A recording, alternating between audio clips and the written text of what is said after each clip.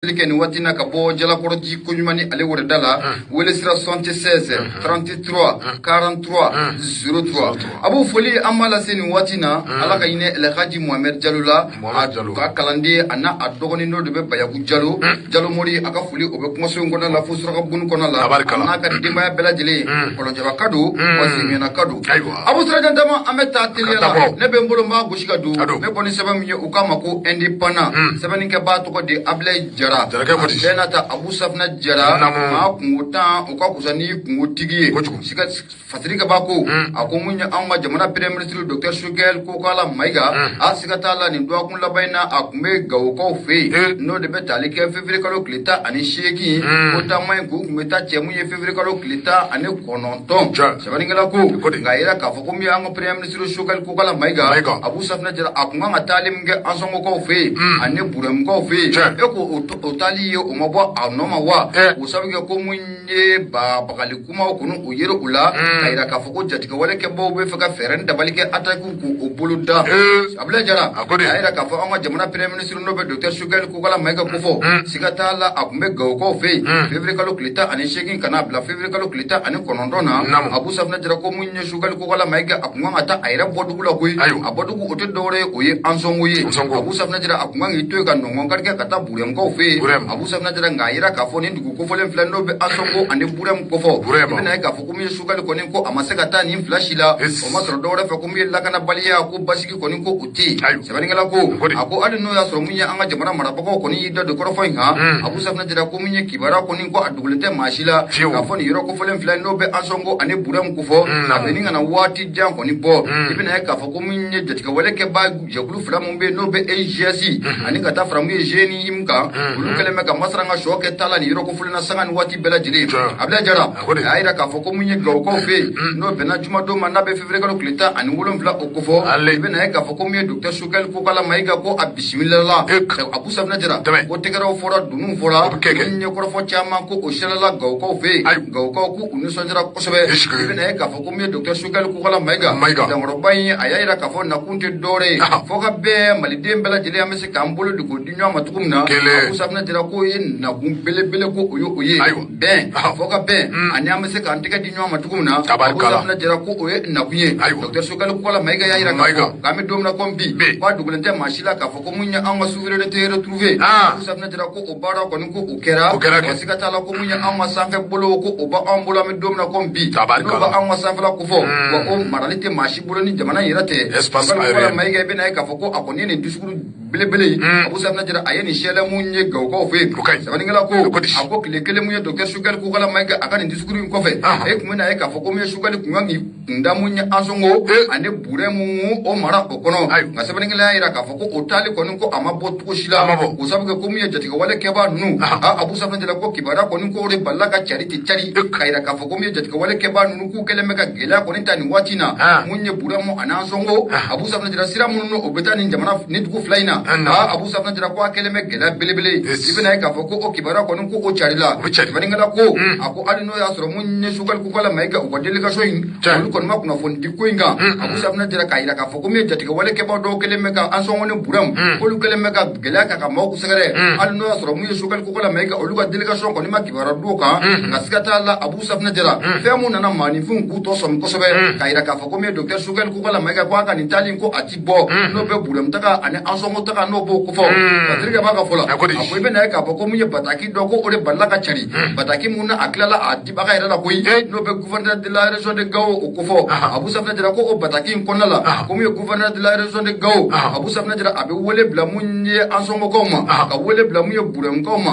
Abu Safna jara mamun be akaja no di almamu yi mamun be akaja no le dugutiku yi mamun funa be no le merla ko yi ko ka feren da bade ke ku kana nyon soro munye fevrier ko klita ani kononton Abu Safna jara ku ka bo usigida inai ku kunda gaw konna uka ibina ka foko okibara le balle ka chari Abu Safna jara macha maya ka foko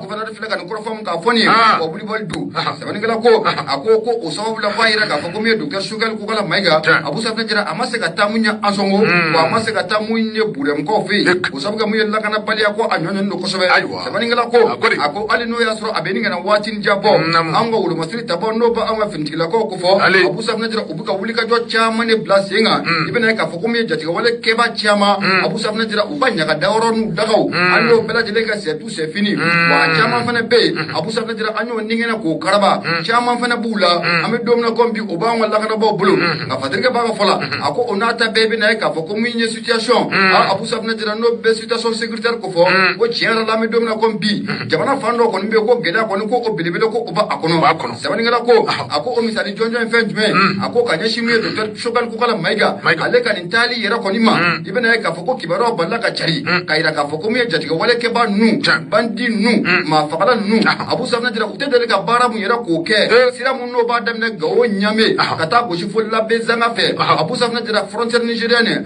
sira mun n'o bɛ tɛmɛ nin yɔrɔ in fɛ I bɛna ye k'a fɔ ko jatigɛwale kɛba ninnu u tɛ deli ka baara minnu k'o kɛ I bɛna ye k'a fɔ k'u y'o de kɛ zeni ka ɲɛsin Shogani Kokala Mayiga ale ka taali ma I bɛna ye k'a fɔ k'u ye camion bolila dɔ Abu Safunɛ dira a n'a ka paranti k'u bɛɛ lajɛlen minɛ k'u tɛgɛ siri ka tasuma k'u bɛɛ lajɛlen na k'u jeni k'a sɔrɔ u tɛ deli k'o kɛ dɛ sɛbɛnnikɛla ko a k'u y'o baara minnu k'o kɛ o kumana u ye cikan dɔ de bila tan wa ka ɲɛsin mun ye an ka jamana marabagaw ma wa Abu Safunɛ dira ɲininkali to min ko a sigira nka Fatiri kɔni y'a yira k'a fɔ a ko min ye jatigɛwale kɛba ninnu waati tɛmɛnenw na u tun bɛ baara minnu k'o boloda maaninfinw na jan don u tun bɛ mɔbiliw k'u jeni nka ka maaninfin k'i jeni ta ka tila ka camion k'i jeni Abu Safunɛ dira k'u kuma deli k'u kɛ nin yɔrɔ kɔfɛlen na u ye kojugu kɛ sɛbɛnnikɛla kɔni ko a ko an bɛ don min na I n'a fɔ ko bi Abu Safunɛ dira ko baara in kɔni ko a gɛlɛyara fo k'a fɔ ko a gɛlɛyara a ko hali n'o y'a sɔrɔ mun ye an ka lakanabaw kɔni bɛ ka wuli ka jɔ caman ni k'o bila sen kan nka dugulen tɛ maa si la k'a fɔ ko nin yɔrɔ kofɔlen Abu Safunɛ dira ko mun ye jatigɛwale kɛba jɛkulu fila min o bɛ yen n'o bɛ EGS kofɔ ani ka taa fara mun ye jeune min kan Abu Safunɛ dira nin yɔrɔ kofɔlen na k'olu kɛlen bɛ ka suna yɛrɛ kɔni Abu Safunɛ dira k'olu kɛlen bɛ k'a tigɛ ka bɔ maaw la sɛbɛnnikɛla ko a ko an bɛ se k'a bila an kunna k'a fɔ ko min ye docteur Shogani Kokala Mayiga ka ɲɛsin mun ye lakanabaliya mun n'o bɛ nin dugu kofɔlen fila la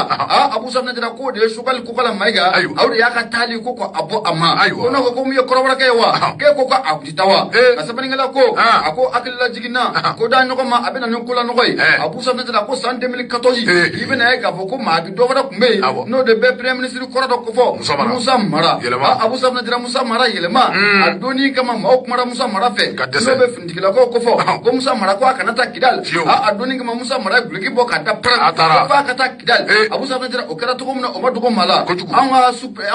administrateur maa 7 Abu Safunɛ dira o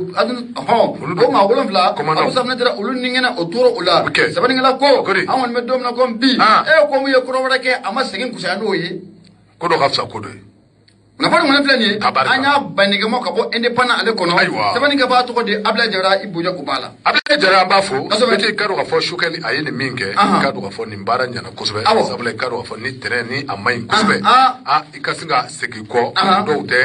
siran tɛ dɔw wɛrɛ tɛ régler premier sauter dɔrɔn voilà ko y'o de ye o ka fisa ka karaba ka se yɔrɔ dɔ la a bɛ taa wolofɛnna mun ni a dɔw la a man ɲi bɛɛ i ka dɔn k'a fɔ indépendant ni e y'a bila ne bɛ a sama ka gɛrɛ na i ka dɔn k'a fɔ indépendant ka kɛ ni u ka bi sɔgɔmada bɔli ye ye Musa Sayon Kamara ale ka sɛbɛn don Musa Sayon Kamara a ko i ka dɔn k'a fɔ double sommet min ni o kɛra n'o bɛ tali kɛ i ka dɔn k'a fɔ lajɛrɛ belebele fila i ka dɔn k'a fɔ olu kɛra i ka dɔn k'a fɔ février kalo tile 18 ani a tile 19 nin lajɛrɛ belebele fila in bɛɛ lajɛlen kɛra Éthiopie ale kɔnɔ min i ka dɔn k'a fɔ o ye Addis Abeba min bɛ tali kɛ i ka dɔn k'a fɔ CEDEAO la i ka dɔn k'a fɔ nin maa ninnu min bɛ tali kɛ i ka dɔn k'a fɔ subatɔ maaw la e ko hali bi ninnu t'a fɛ ka sanction i ka dɔn k'a fɔ k'a ta ka jamana 3 k'olu sɛgɛrɛ kɛrɛnkɛrɛnnen ka dɔn k'a fɔ anw ka Mali min bɛ tali kɛ i ka dɔn k'a fɔ Burkina Faso la ani i ka dɔn k'a fɔ la Guinée Conakry sabula i ka dɔn k'a fɔ ni jamana 3 minnu filɛ nin ye i ka dɔn k'a fɔ an bɛ waati min na i komi bi ni jamana ninnu bɛɛ lajɛlen bɛ ka labaara min bɛ tali kɛ i ka dɔn k'a fɔ ni camancɛ faga ni an k'o ma nanzarakan na ko transition o tɛ ayiwa l'organisation k'a dɔn k'a fɔ l'organisation ouest africaine n'o bɛ tali kɛ k'a dɔn k'a fɔ union africaine na ani k'a dɔn k'a fɔ olu ye lajɛrɛba kɛ lajɛrɛ in k'a dɔn k'a fɔ a kɛra samedi don k'a dɔn k'a fɔ a kɛra Addis Abeba a k'a dɔn k'a fɔ nin kun y'u ka lajɛrɛ in 36 ye lajɛrɛ in 36 senfɛ a k'a dɔn k'a fɔ min bɛ tali kɛ jamana 3 la k'a dɔn k'a fɔ ko u ka kumaw sinsin kun bɛ olu de kan kɛrɛnkɛrɛnnen k'a dɔn k'a fɔ Mali Burkina Faso ani Guinée Conakry min bɛ tali kɛ k'a dɔn k'a fɔ dialogue n'o ye kuma ɲɔgɔnya ye o bɛ se ka tɛmɛ i k'a dɔn k'a fɔ u ni nin jamani sababu ni ɲɔgɔn cɛ ka dɔn ka fɔ nin min bɛ tali kɛ ka dɔn ka fɔ nin lajɛlen na lajɛlen min ka dɔn ka fɔ a kɛra don min na i ka dɔn ka fɔ jamani kuntigi caman tun bɛ a kɛnɛ kan i ka dɔn k'a fɔ jamani kuntigi cɛ duuru baɲango k'olu de tun bɛ a kɛnɛ kan ka taa se ka dɔn ka fɔ u ka représentant ma ni u ye kun nɔnɔbila ye nka maa min bɛ yen ni o bɛ wele ko Ado Alassane Dramane Ouattara i ka dɔn ka fɔ Côte d'Ivoire ka jamani ɲɛmaa i ka dɔn ka fɔ ale kɔni a tun tɛ ko in kɛnɛ kan i ka dɔn ka fɔ min bɛ tali kɛ i ka dɔn ka fɔ a n'a ka ŋaniyaw a n'a ka cilen kɛrɛnkɛrɛnnenw i ka dɔn ka fɔ olu tun bɛ kɛnɛ kan min bɛ tali kɛ i ka dɔn ka fɔ ninnu ko k'i ka dɔn ka fɔ waati de sera sa min n'i ka dɔn ka fɔ o bɛ wele ko évaluation n'o ye i ka dɔn ka fɔ ka jateminɛ kɛ i ka dɔn ka fɔ transition bɛ jamana minnu kan an bɛ waati min na komi bi i ka dɔn ka fɔ ka jateminɛ kɛ u ka transition taabolo la ministre minnu bɛ yen i ka dɔn ka fɔ ni o ye ministre des affaires étrangères ye ni jamana ninnu jɔ a la i ka dɔn ka fɔ yanni nin don masina in cɛ ninnu tun ye lajɛrɛ kɛ lajɛrɛ min i ka dɔn ka fɔ ni olu y'o kɛ i ka dɔn ka fɔ février kalo tile 8 tile 9 i ka dɔn ka fɔ tile 9 tɛmɛnen na wa i ka dɔn ka fɔ olu de kɛra Wagadugu a kun yirala k'a fɔ ko i ka dɔn ka fɔ Addis Abeba ni lajɛrɛ sɛbɛn min bɛ tali kɛ i ka dɔn ka fɔ sanction min d'a bɛ ka jamana ninnu k'u sɛgɛrɛ walima i ka dɔn ka fɔ sanction minnu bɛna bila sen kan anw jamana saba la i ka dɔn ka fɔ ko a dɔw la ko nin lajɛrɛ ni a kɛra i ka dɔn ka fɔ ko a sanction a na bɔ a ma ka mɛ waati min na komi bi i ka dɔn ka fɔ min bɛ tali kɛ i ka dɔn ka fɔ sanction na sanction minnu d'a bɛ ka anw ka jamana saba in sɛgɛrɛ e ko sanction ninnu ko u ma u to u nɔ la de subaw do CEDEAO ni Union africaine aram subaw do subaw de do ayiwa bere ka dɔn ka fɔ jamana ɲɛmaw olu ka nin lajɛrɛ sɛbɛn min bɛ ɲɛ juguya dɛ juguya do awɔ ŋaniya man dɛ Musa Saho Kamara a ka fɔ la a ko i ka dɔn ka fɔ nin jamana ɲɛmaw u ka nin lajɛrɛ sɛbɛn minnu kɔni y'a jira k'a fɔ min bɛ tali kɛ i ka dɔn ka fɔ sanction na o sanction minnu ka dɔn ka fɔ ni o taa kun bɛ ka anw ka maaw k'u sɛgɛrɛ e ko sanction a kuma ɲɛna k'a fɔ ko a na wuli nka i ka dɔn ka fɔ sanction ko a wulili bɔra a ma sanction ninnu ko u bɛna to u nɔ la sanction ninnu bɛ tali kɛ i ka dɔn ka fɔ maa 100 ni maa 49 minnu bɛ i ka dɔn ka fɔ ni ɲagini taa bɛ k'olu sɛgɛrɛ min bɛ tali kɛ i ka dɔn ka fɔ voyage la min bɛ tali kɛ ka taa jamana wɛrɛw la ko o tɛna kɛ olu ti o kɛ min bɛ tali kɛ k'a dɔn ka fɔ u ka wari minnu b'a ye k'a dɔn ka fɔ ni olu bɛ banque wɛrɛ la diɲɛ kɔfɛ k'a dɔn ka fɔ ko o wariw k'a dɔn ka fɔ nin waati laban in na fo ka taa fɔ sanction wulila k'a dɔn ka fɔ o wariw u tɛna olu sɔrɔ koyi ninnu de ye k'a dɔn ka fɔ sanction talen ye sanction minnu bɛ yen k'a dɔn ka fɔ ni a taa bɛ ka nin jamana ninnu k'u sɛgɛrɛ kɛrɛnkɛrɛnnen k'a dɔn ka fɔ jamana minnu bɛ yen k'a dɔn ka fɔ an bɛ waati min na komi bi ni transition fanga bɛ olu kɔnɔ min bɛ tali kɛ k'a dɔn ka fɔ ninnu ka lajɛrɛ sɛbɛn k'a dɔn k'a fɔ ninnu y'a jira k'a fɔ an bɛ waati min na komi bi min bɛ tali kɛ k'a dɔn ka fɔ fɛɛrɛ ni dabali bɛɛ lajɛlen ka se ka tigɛ nin jamana kɔfɛlen ninnu fɛ min ni k'a dɔn k'a fɔ o bɛ wele ko retour à l'ordre constitutionnel fɛɛrɛ ni dabali bɛɛ lajɛlen ka tigɛ a ka jan i k'a dɔn k'a fɔ transition u ka a bila min bɛ tali kɛ k'a dɔn k'a fɔ bolowuli fanga maaw la n'o bɛ tali kɛ politique maaw la fanga ka se ka ta ka kalifa olu la cogo min na sabula i k'a dɔn k'a fɔ o de ye olu nikanko ye i k'a dɔn k'a fɔ maa minnu bɛ yen i k'a dɔn k'a fɔ ni u kɛn bɛ ka fanga min ndaraki k'u sigi i k'a dɔn k'a fɔ jamanaw kɔnɔ i k'a dɔn k'a fɔ ko u ka baara ma u ka baara ti dɔ dɛ ninnu ka fɔlɔ i k'a dɔn k'a fɔ ko ninnu ka baara dabɔ mɛ lakana de kama i k'a dɔn k'a fɔ ni u ban'u ma ka u nɔrɔ fanga la a i k'a dɔn k'a fɔ ko sanction bɛna ta k'u sɛgɛrɛ olu dɛsɛra de o a dɛsɛra de a t'a ka dɛsɛ fɔ sa n'i y'a ye samarabatigi nana fanga la u dɛsɛra de u dɛsɛra dɛ e ɲɛ bɛ jamana jumɛn na k'a bila sen kan ne yɛrɛ ma ni samarabatigiw de ma o jamana bɛ yan o jamana tɛ samarabatigiw de bɛna bila sen kan n'olu y'a bila sen kan olu bɛ sɔrɔ k'a di i ka maaw ma n'o y'a di i ka maaw ma waati min na k'o bɛ ɲɛ k'o bɛ sɔrɔ ka ɲɛ a bɛ ɲɛ ayiwa min bɛ tali kɛ i k'a dɔn k'a fɔ Musa Saho Kamara la a ko i k'a dɔn k'a fɔ nin jamana ɲɛmaaw olu kɔni y'a jira k'a fɔ nin lajɛrɛ sɛbɛn i k'a dɔn k'a fɔ sanction min ni an tuma ɲɛna k'a fɔ ko a bɛ wuli sanction i k'a dɔn k'a fɔ ko a tɛna wuli koyi wa sanction bɛna to i k'a dɔn k'a fɔ jamana saba in kan jamana min k'a dɔn k'a fɔ ni o ye Mali ye Burkina Faso ka taa se k'a dɔn k'a fɔ Guinée Conakry ma i k'a dɔn k'a fɔ ko sanction ko a bɛna dindi an ka hali bi min bɛ o waati kelen na min bɛ tali kɛ jamana saba in na coup d'état bɛ jamana saba minnu kɔnɔ i k'a dɔn k'a fɔ waati tɛmɛnenw na ninnu tun b'a fɛ ka fara ɲɔgɔn kan dɔ boloda min k'a dɔn k'a fɔ o bɛ wele ko coopération i k'a dɔn k'a fɔ jɛɲɔgɔnya ka tɛmɛ i k'a dɔn k'a fɔ jamana saba in ni ɲɔgɔn cɛ sabula i k'a dɔn k'a fɔ hakilina in ti dɔwɛrɛ ye o de ye k'a fɔ ko sanction min ni a b'a fɛ ka bin an kan walima i k'a dɔn k'a fɔ sanction min ni u b'a fɛ k'a tinti an kan i k'a dɔn k'a fɔ n'a ma ɲɛ k'a fɔ ko an jamana saba i k'a dɔn k'a fɔ anw de bɛ dan bɔ min bɛ tali kɛ k'a dɔn k'a fɔ kɔgɔji la o bɛ dɔ bala min bɛ tali kɛ k'a dɔn k'a fɔ sanu na o bɛ dɔ bala min bɛ tali kɛ k'a dɔn k'a fɔ fɛn wɛrɛ la o bɛ sɔrɔ dɔ bala kuma n'a ma ɲɛ k'a fɔ k'i k'a dɔn k'a fɔ ni maa ninnu u b'a fɛ ka sanction bin an kan an ka fɛɛrɛ ni dabali bɛɛ lajɛlen tigɛ an yɛrɛ dama k'an bolo di ɲɔgɔn ma sabula i k'a dɔn k'a fɔ sanction ko u tɛna taa k'a to yen jamani sabai ka do fo u yero sigira kan ka fo ku ka do fo la jere nzebe mi metalike sanction na ko awuli tote ba na manya ka fo ko sanction ko ati wuli olu yere ka fere ni dabali bela jere tige haka je ka do fo u ka coopération partenariat u ka sigi u yere mani nyanje haka ja sanction be sigi wati mi u ka so ka do fo lafia dabe u ni nyanje sable ka do fo ni olu munu bi dambo no olu fara la nyanga ba be ke sabo ka do fo mi metalike ka do fo sanction na ko abisega enoya u ka mi metalike ka do fo la jere labaina mi metalike ka do ka fo les îles Comores ka do ka fo au président ka do ka fo ko Union africaine a nyama ya ko tara ka di o ma ka do ka fo la jere nzebe adifle ka do ka fo mi ni anya bo indépendant kono Musa Son Camara le ka sebendo abu ne be nugume ka mbolo ma ka ga do me boni sebenye seba munu ka ma ko so de bamako sebeni ka ba ale to ko de Umar Angoiba u mi sama fula ko tala ka tala ma dala ka yina fuela amen ma do Umar Angoiba abu ko gela jumene do na munye kadri kono abu kadri na ale ko fura o ti tiru fura ko fo cadre de champ de parti regroupement politique pour le retour à l'ordre constitutionnel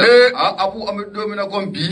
ko daga ba ko amawuli kadri kono wa achira po amedo mina kombi abu mamu be no ye dishi bele kadri kono kadri irati se kata mamu ko abada abu ndo de be jigiya kura nyema ba ko fo Useni amya gido pulo ale ko ne ayira ka fo ko fevre kalo kletani shengi temene ko kadri be yoro kati katero de kotala katero hapulo ay we pulo fana chemi na ko temi do ko de atola ay ko madu de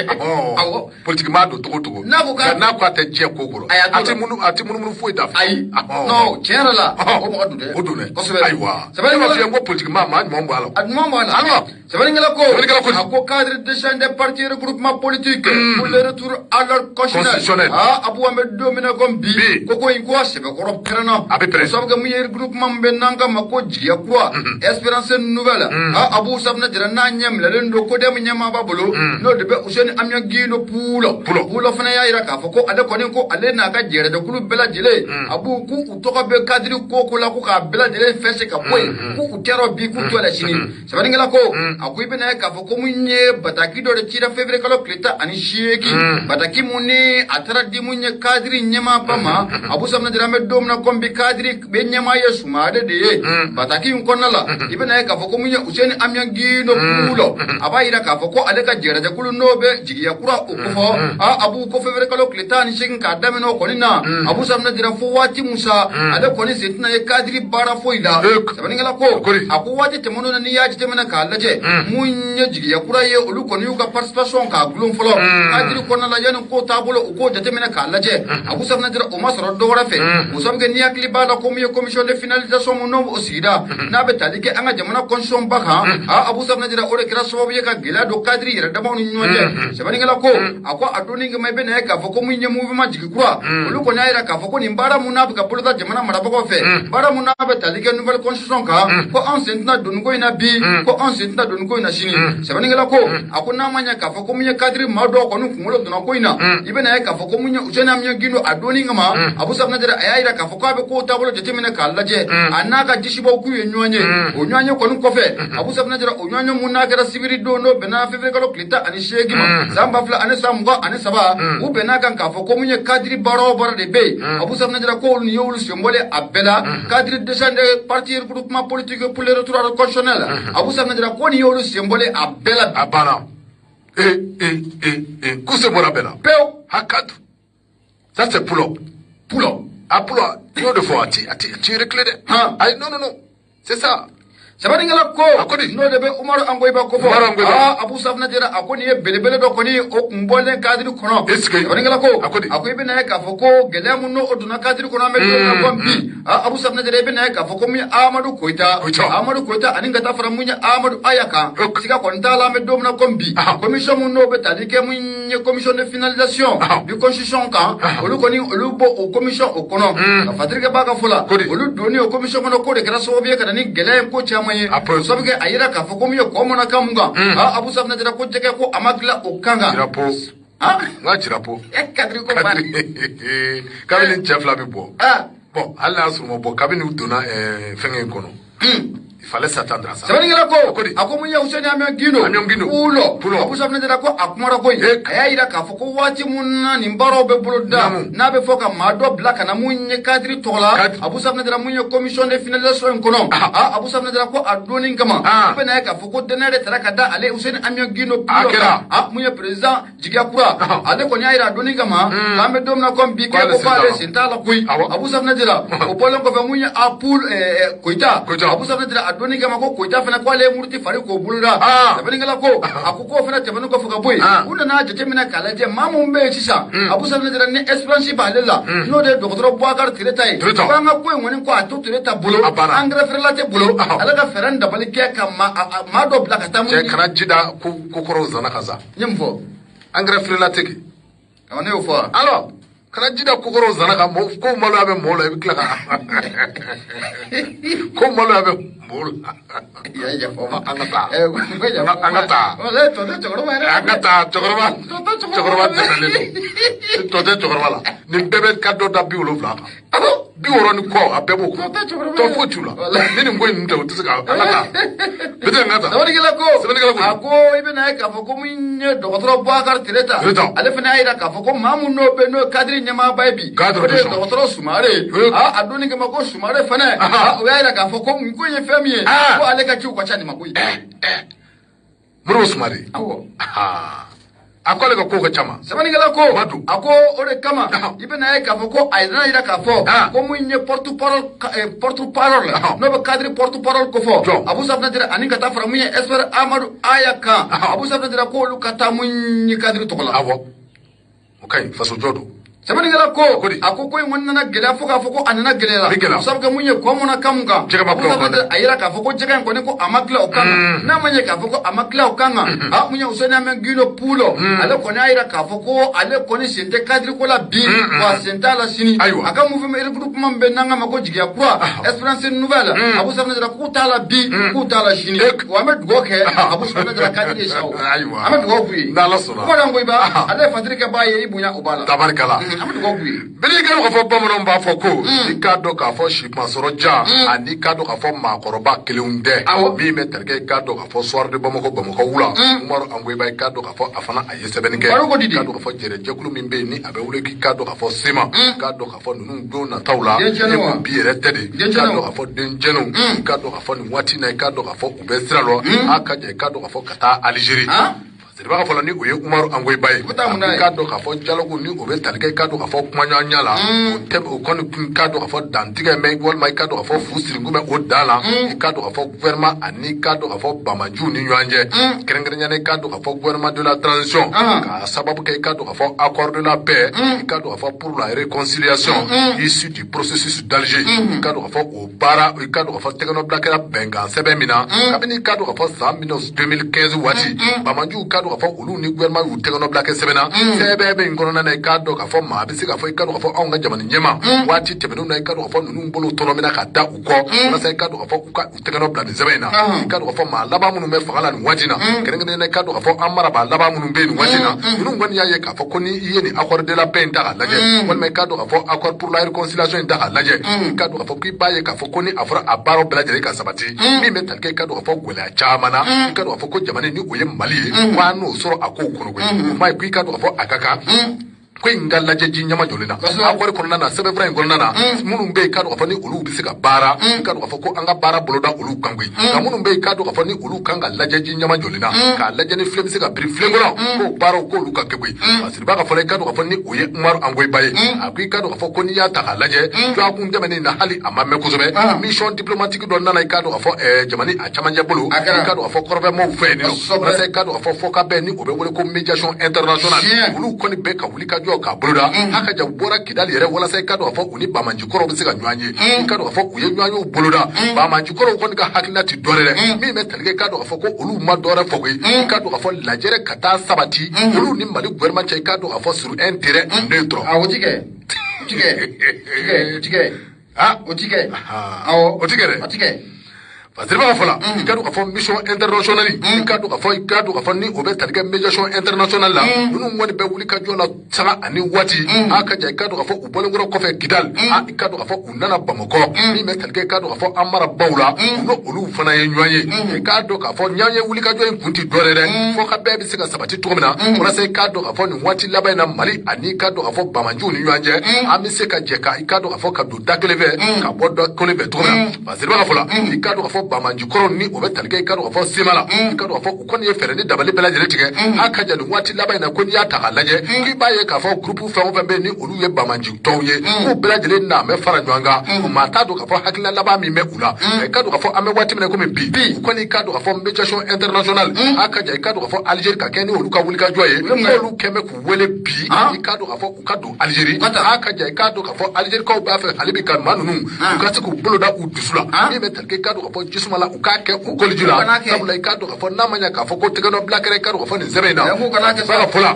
namanya ko sebe tegano blakere sebena ngun woni ikadu ka fo ko ukana to murti ngono sabula ikadu ka fo uka so ka mali gouvernement uka alame mali gouvernement ikadu fo kenga na gouvernement mi ni o étranger ye ay to ngode nunu ma to ka wuli ka jo bela deleke wala se ikadu ka fo jamani mi sika ke kele ye tumina aka ja ikadu ka fo munu ngeme ka u de grefe uka fere ni dabali bela deletige uka mali gouvernement lame woni mali gouvernement ka je ka barake nyabe basir ba fola ikadu ka fo kabini nouvelle projet de la constitution au baro damena wati mi ikadu ka fo anyine ne ikadu ka fo ni njere jogulibe no be talike ikadu ka fo Semala ukadu commission kono ukoko uti do ufana kono ni be talike ikadu ka fo bara laba fo fe ni abeka ke étranger fe ni wati na ikadu ka fo fe wo fe ni atara ka placement mawkoro ikadu ka fo ko umaso ashima kuma mata do ka fo hakila mi be nuna da nunu ngoni ka pati seasonenti dorega mama ta bo uye haka ja mama ta ko abita puma uni uje ikadu ka fo ukeme ku sinzi fe wo fenga ode ikadu ka fo fere ni dabale bela jele ka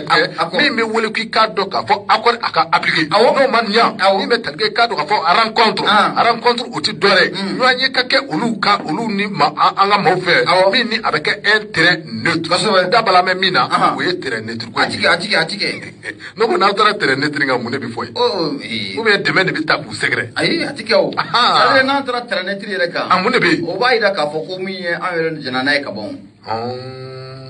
abeke abinyana bo faso ino kono abinyana boya ni abinyana boya le manu nunte wati temono na cheta wati anga manu ni manche katana i buru na fanye fe yakli bala aywa no to no tia fi no ko so kono aywa no we faso do yero do amasi ya battery ani na ko ko te ibata su ngana fe won aywa abu sabna dara ni ko nyamandi ko anyamandi ama bode ke ala ka boda ni manda ara to nura fe mi bi ko non to ani nani ahodobe atoni bi mi me terke kado ka fo fatila ako Umaru Angoiba kado ka fo ni wati labaina kado ka fo mouvement signataire na manya ka fo ko olu ta me faranywanga kado ka fo mami yere be ni otaka jugu ko lani bela jeli no ye yadi agali ikadu ka fo ko o fana farale même mouvement signataire kan ikadu ka fo ni wati labaina ko de keme feye min ni kadu ka fo ma bise ka fo ko o ye feye min ni kadu ka fo abise ka anga nyema utoro sabla ikadu ka fo ma min be sangani wati ya keme ka ka jo boloda mi me talke kadu ka fo bingani wolo la khata jamani ka segre aka je kadu ka fo ko ode yadi agali ba ta me fara nunga mouvement ga ko ma bi yere nyinga ko munde be nunun kono do na tawla basirfle anye mi moy kadu ka fo le soir de Bamako Umaru Angoiba alika segre Umaru Angoiba so de Bamako Abu Safna jara so de Bamako kele ma shamaka gerna munye sabani ka ba le to ko de laya jara ayaira ka fo ko minye joro ko politique buna kun kena ga Abu Safna jara o bara ko o bulu dalendo ibina ka fo ko minye parti politique ani kata fra minye regroupement politique ka ani société civile do Abu Safna jara ko bena la jara bele ke bigoy la jara munu o bena ke maison de la presse Amadou Toumani Touré atete ayesu daga bana mun joka de kuna fondilo ma Abu la jara ko abena kay sabani ngala ko akoy bena ka fo ko minye parti politique ani kata fra minye regroupement politique ka akaja kata fra minye société civile ka Abu Safna jara communiquer ko ni ko abora ka bi communiquer mun an polono bilalen do mun ancien coordinateur de la semence no o ko fora ate isa ka ujim ko fo abu sabna dira wa mu président ACRT faso kewele abu sabna dira onyema badu ibna ka ko isa ka ujim sikata la ale bolono bla de be mu communiquer konna abu sabna dira ko wele bla parti politique le groupement politique ane kata framu société civile bela dilenga ka wele bla mu kuna fondilo bela dilema aka jaje mu jere buna kun kenega mali kuna fondilo ko bela dilenga nyo soro mu maison de la presse o konna la bi abu sabna dira ko kuna fondi ko obena ke sabaningala ko ako mamu bolono bla no men sebena o de be isa ka ujim ko fo adugulenta mashila ko mu isa ka ujim ni wati labai na mu dangro bayin ngoni ka yi kumbo jila ko sobe président de la CRT isa ka ujim adetewa abu sabna dira adugulenta mashila ka fo ni wati labai na isa ka ujim ngoni ko atemana mu nya anwa jabra so do fe jabra so mun konna la ayo kuma chama ngoni ko shele abu sabna dira isa ka ujim ko ayi flash chama ayo flika je shi anwa jamana maraba ko ma ibina ka fo ko ayi korfo chama fo ni wati labai na ka shi anwa jamana maraba ko ma mun isa ka ujim ayayira ka fo ko le kon dangalin ta kan ka fo ko mun anwa jamana maraba ko leere mun ko ta leere mun na be talike mun ya kalata la ke ko kubna se ka leere ngoni ko abosira fe wa isa ka ujim ayeni korfo bela jilen ka shele sebani ko akumi isa ka ujumu amada otoro magoi isa ka ujumu akilla ka ira ka foko ni wati lawaina ulika jomu na be sena ulika jomu na be talike mali gine konakiri ane Burkina Faso ka ni jamana pa saba mbese ki polo ka dinyo amatukumna abu sabna jira oti terke ota mulena koye no be isa ka ujumu kofo abu sabna jira ayo fena ko shele eterteri isa ka ujumu aywa ay ntete Ndirte ngon ba do sebani ngala ko ako munya isa ka ujime abu ni accepté abo ni akili bala munya isa ka ujime me wati munna akume imam Mahmoud diko ale kere flala abu sabna jira munya isa ka ujime ya adoni ngama ko belebele ngoni kwa ye blokira ka bo ka tatari ka ira ka fo ku fe la di bura mafaka ko akage abu sabna jira adoni ngama munya isa ka ujime akunla mele isa ka ujime abu sabna jira na ko ngata ya fe ba be gurwa no fe aga abu sabna jira me domna kombi isa ka ujimu tala ba meninga na kekele na takamai sabani ngala ko ako kabi o kele no bana no be la di bura mafanga o kofo ibe fanga bolenga bi ibina ka fo ko ni jede de gulumun jela ko kele ko no be emsenga de pe kofo abu sabna jira ko isa ka ujima adoni ngama dum ngama munya isa ka ujima abe do muye sente kono isa ka ujima ya ira adoni ngama ko emsenga de pe mune abu sabna jira na no jera ka ibe ka kele ko le emsenga RP est mort de sa belle mort. C'est ça que je veux dire. Il y a que la femme a blessé Farola. Ah ouais, c'est vrai. Issa Kaujim. Ah, blessé Farola. Ah ouais, kera. Issa Kaujim. Don't tell me no. Est-ce que baro mena mi fie? Hal de mesani sans flaw bébé Issa Kaujim to. Ça va ngela ko. Adone do kuji. Ibe ga frai. Adona. Ah ouais. Amata. Ça va ngela ko. Abu Sabda jira ko Issa Kaujim. Ibe na ka foka ya ira doni ngama ka foko emsengere pe ko kwa bana pe. Ça va ngela ko. Ako Issa Kaujim. Ibe na ka foko munye be mala dugu ko na naje anem sengere pe mawni nyonche. Kerenga la munye emseng pe nyama ba no be do kesugal ko kala maiga ko fo. Abu Sabda jira adoni ngama ko gele kwa na dale. Na manya ka fo abu sabna jira ko mun em sangare pe onyama de do kesugal ko kala maige ale na prime minister ko soro abu sabna jira o do fara mun nyoko koni ko to we ka ujim ka siba pro dimi sabani ngala ko ako doni mi raka mani akli bala mun isa ka ujim abai raka fo ko em sangare pe e mort de sa belle mort abu adoni ngama mun em semasi fina ko do repe abu sabna jira oluma nit fari ko bulda koy oli murti ira fari ko bulda sabani ngala ko ako mun isa ka ujim ibe na ka foko ani semasi irani nyonjera la no be imam Mahmoud ko o la fasa jera jakulin ko fo ako be mala ko ko adugu jera anulu fana che wati temono na ni dunya jite mana ka laje mu yesa ka ujimi abume kuma mu yesa semasi re tokola ngana na ka foko mu isa ka ujimi abu sabna jera ko be mala dugu ko na je uluna ayra che sabko ko yeto maka kle adoni kama ko na gela ko sube o la bana to ko na mali do mboro o kalama isa ka ujimi abu sabna jera ibe na ka foko ay murti fadi ko buluda adoni kama abu sabna jera ayi foshi ka bose masila abu sabna jira kata ira ka jira jakulu ko sigi sinfe na ngwa mako ACRT kutewa ere ba do ne teni to odo ACRT fasuka wuli kwala fasuka wuli odo ACRT fasuka wuli c'est ça ACRT Sabangela ko akomi docteur Cheye nobe isa ka ujim ko fo Abu Safna tira atraka parti ko sigi senga na manya ka fo kani mamnga mama bala afana tarika parti ko sigi senga sabangela ko ako waje temunu na munyine de maba ko metranso na Abu Safna tira ko sigata la ko munye isa ka ujim Abu Safna tira doni mangama docteur Sugal ko kala maiga alena na ke premier ministre Abu Safna tira ko ko ni ko ma be to ko shila isa ka ujim ama Abu Safna tira isa ka ujim alaba na ka girani ka ira furuka faratai sabuke isa ka ujumo anana ka fakome docteur Sugal ko kala maiga on est fini la kanu no meso magera nyona Abu Safna tira opposition ko isa ka ujumo anana omuta e ko amaka girani ka ira furuko farawa sabuke ko kala sobabi isa ka ujumo ya gempeu ka bosiente okono ayele wati demado shi 4 vice-président okono en tant que 4 vice-président Sabangela ko akwa ngoni medom na kompi bara ngelando ka ujimbolo foka foko agelalo akoni akli bala munye wate temono na alele mafa jamana fama kolonel Hashim Koita imperture bab afme jamana fama kolonel Hashim Koita akunyo ka candidature ko sema ko suteni wate temono na sabangela ko akwa ngoni medom na kompi isa ka ujimu ko adonje ngoni ko abi yelema munye mani fu me yelema finna tukumna abu noshi bi yelema tukumna ko ma do ko ni ayira ka fo no be isa ka ujimu kama do ko fo Abu Safna jere isa ka ujum Abu Safna jere ko do ayira ka fo ko isa ka ujum me yelema ina fo non jibe yelema to ko na ko ni mesega famia to ji Abu Safna jere ko ni am sangara pe maw ko no lu kumandi ino lu farala ina sema se maw Abu Safna jere ki no lu fana mandi ni atete président fana kungati ino mandi ni sente kungati ino mandi Sabangela ko ako ko mun jaraja kulu mun no fana bla sigi sega bi ako joni bla so matu isa ka ujimu ko abena bara kura mun ko buluda na mwara adna ta kenega adna ta la gale ko nyuma la abana kasi bulani abo anya bedege mo ka boso de be mako ale kono mu ye la jara ale fasirga baye ibunya obala na la suna wati anga tan sigana fiye mola sigatala zigiri fuseni watara ni okori inin nura obinyo ye zigiri fuseni watara Abu Safna jara me fulita ni ga sigire ko yana ko awatara kan foli dum mbay kan mbo bela jelen to adu akono Abu Safna jara baranyina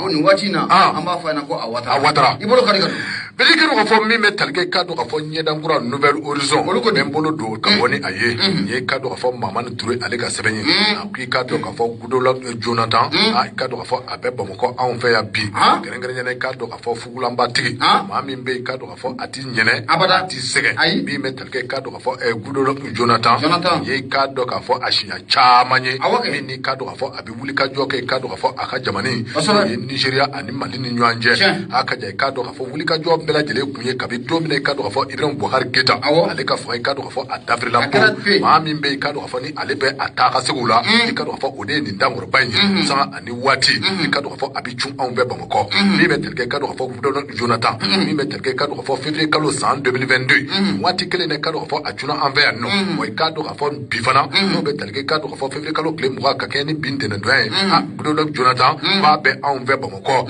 ay kado ka fo anakunti dorere uye kana alaje kado fo election ko aka je kado fo retour à l'ordre constitutionnel aka ja date munu ni ulu programme meleme kado fo nu ndisiga labato to mina Goodluck Jonathan ko aka tama kunyeni ni metal ke kado fo Fasir Bala akui kado fo médiateur no betal ke kado fo Goodluck Jonathan kado fo ayetama bretaka anzegre ni metal ke kado fo binyandwe nani oye lundi kado fo bindene do en février kalo klem mois en 2022 ay kado fo ko dangoro bay ko abina jun na juna ani mamunu mina kuma nyanya ke ani mamunu mina sika baruke ko de doye kado fo comité local de suivi de la transition kado fo ko ani o mo bina kuma abana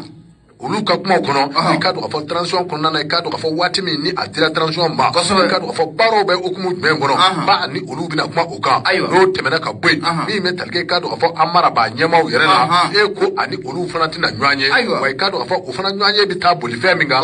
bele jere bi talke kado fo ko kelinga bele jere kunye ka do yali kado fo pour chronogramme mu ni odime yali kado fo anase ka respecte wa kado fo abaro bele jere na sika ke ka beni kado fo election yi wa mi talke ka do fo lolo Jonathan aka tama in kun ye ni ye ka do fo ame wati na ko mi bi me talke ka do fo ni ndangoro ba na ayi wuli ka jo sebe buluda mo ka do fo wuli ka jo bela jele ka do fo fo nyan ato jamani ka do fo ame se ka retour ke to mina ni ka do fo ubi a wuli ko retour à l'ordre constitutionnel aka jay ka do fo election mun ni datu fixera datu nu mi se ka labato to mina lolo Jonathan aka tama kun ye ka se ka udon akwi ka do fo mi me talke ni ndangoro ba na ya shi chamanye ka do fo abina ambe bamoko aka jay ka do fo capitulation damne na ka se fo sisama ka do fo ale koni abe wuli ka jola ka hami mi be ka do fo ma chamana ode ka ye ka fo koni ya takalaje haka jami ni abe wuli ko situation sécuritaire no be talike ka do fo lakana balia obuna kuna ka do fo ko halibi ko majaw chama be mi se ka to ka fo ko election adola ko de damakala ka fo anase ka benni adoye sabla ka do fo majaw chama be haka jay ka do fo lakana balia o fa belala ka do fo dangoro bay ayira la ka fo do na tawla mi be talike ka do fo do lon Jonathan akani ntama nzebe ka do fo ko certainement adabi na do ka do fo kumala wa mi be talike ka do fo la jere mi ni akuma ka ke odongo ka do fo Addis Abeba aka jay ka do fo sanction go kuma mi ni utara ka azegretu ka do fo ko abina idadu ula sabla ka do fo do lon Jonathan ka do fo jorole ndugo wali mai ka do ka fo ko ufela gote kerenga ne ka do fo fédération mi ni ubeka jago ya créer fédération mi ni uba fa ka créer ka do fo Mali Burkina ani Niger Mali Burkina ani Guinée Conakry ni nyanje fédération mi ni obe fa ka sigi sena ani ka do fo ko gudolon Jonathan ba ko a haminin be sabale ka do fo ko no fédération ye nyesoro e ko amewo meni jamani sabai ko nunu na boy ka do fo organisation sous régionale no ye seda we ko nunu na bo akono de mai ka do fo ko inquiétude no ye hami no ye ka do ka fo misi ko be aduskuna sabale ka do fo ni jamani saba lu ka fédération mi ni apma be ka fo ni ki ka do fo ko ni fédération ingras ki fenye ka bi na jouer ka do fo seda ko ka abo abiga akoba bani ko bi jouer ka seda ko be bani gwela do seda ko Azil fait péter, il cadre à former Nanya Samakabo, Nouvelle Horizon, Maman Tourali Gasson. Abu Nouvelle Horizon, Maman Touriama Fou, Nebe Bolomba, Gushika d'Otilera, Beboni Savami, Ukamako, la sirène. Abu Seven Frania, Boko, Kemeturu, Ane Picheki, Ane Kononton, Kabebit and Due, Mano, Befevre Kalo, Kilim Muga, Okofo, Zambafla, Ane Sambuga, Ane Sava, Fatrika Batoko de Dukufana Keita, Abu Abena Tamun, Gomra Keru, Abed, Tunikibo, Basala, Neulika John, Maka Jona, Abu Nechesi, no Make. Jageda mumbe no kabara nyashindo an wasiraba kasaro ulu mabisika kishika bo ulu tora matukuna abu jageda ne toko anazera ne ulika jondo make eko anazera atna ke jageda dona na taula abu sabna jira jageda munne toto ni nyemerau abu sabna jira abena ke ulu kilengo nyoroye ko jageda en ko dugu jago mugalinta abu sabna jira iba fo ko kunun ko ka kusane biye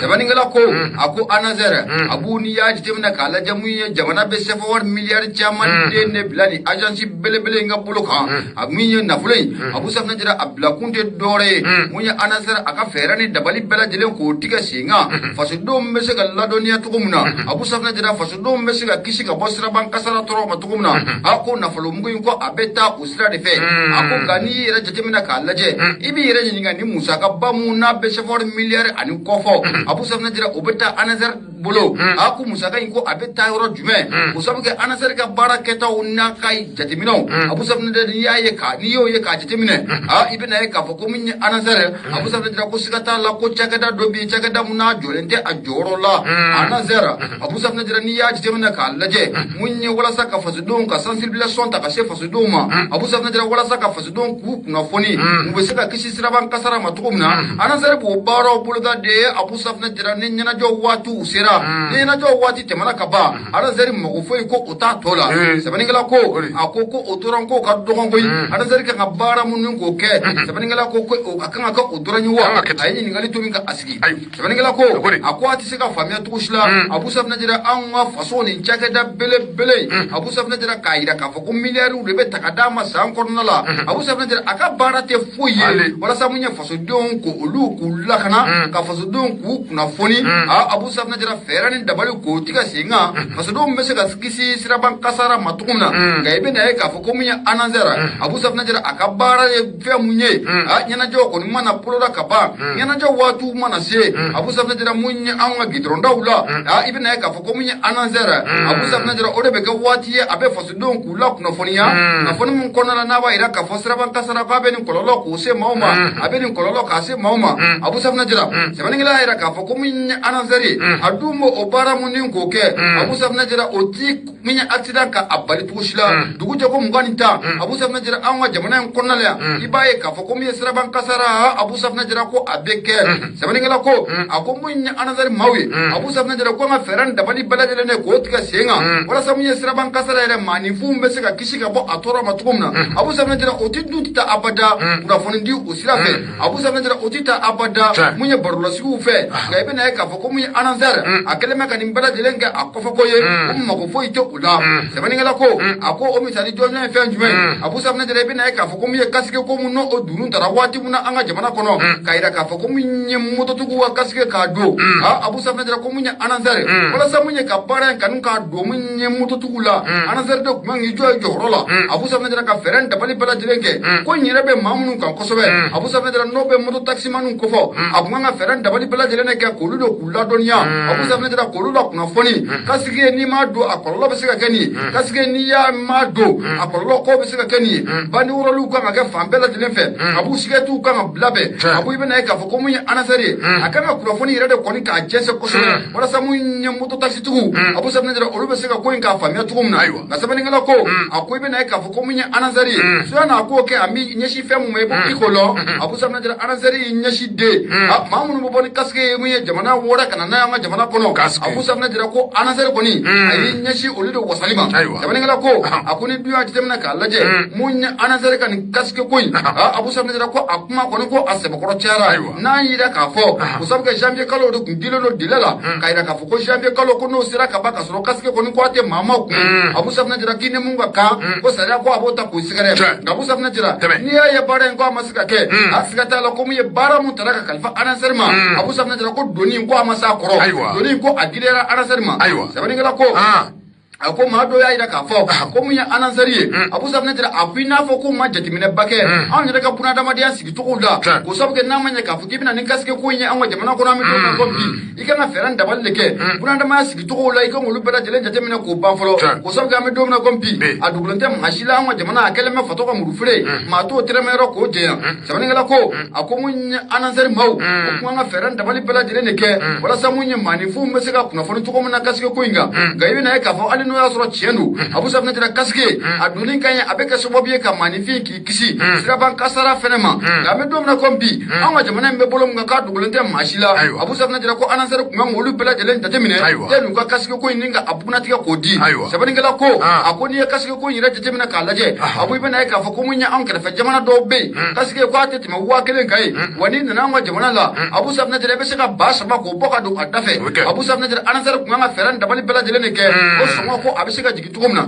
sabani ngala ko ako fana tabanu ka fuka boy anasar ku nga feran dabali bela jelenge moto kura no besa abu safna jira moto kura no kaske nunu bela jelen ko akanga sanofe ga anasar masoko baro shi ko ke sabani ngala ko ako ngoni me domna kompi abu safna jira ne wuli ka jo no make ne chesiru no o make dugu jogo mugani ta anasar hira kono abu safna jira ibaira ka fa ko miye kunu ko ka kusani biye mbuye jamana dun miliyar chairman de ne bedani chakada indafe sawo sanka ira ka fo abu safna jira ko feran dabali bela jilenke malido masika kishi tuko muna ka bo mu siraban kasarma anasar mau ko ma feran dabali leke ka malido kula kuna foni abu safna jira munyi mani fi ni be mobili boli no ya soro mi fe jugo bi kono abeka so bi ka kololom ko lasima anasar ka malido kula kuna fonu la abu safna jira mani fi ni vita sita kusobe abeka so bi ka kololom ko lasima munya anasar ka malido kula kuna fonu ula abu safna jira odoronte koy ibna isa ka fo ko munya anasari abu safna jira akan bara chama ne ko ke ali munya aradaru ye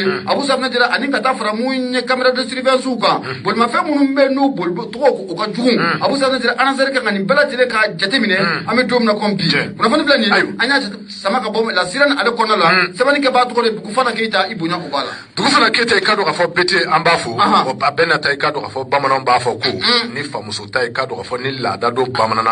ki jija ka do ka fo fa ta domi aka soro flabe a bolo dɛ laban bɛ tabali ta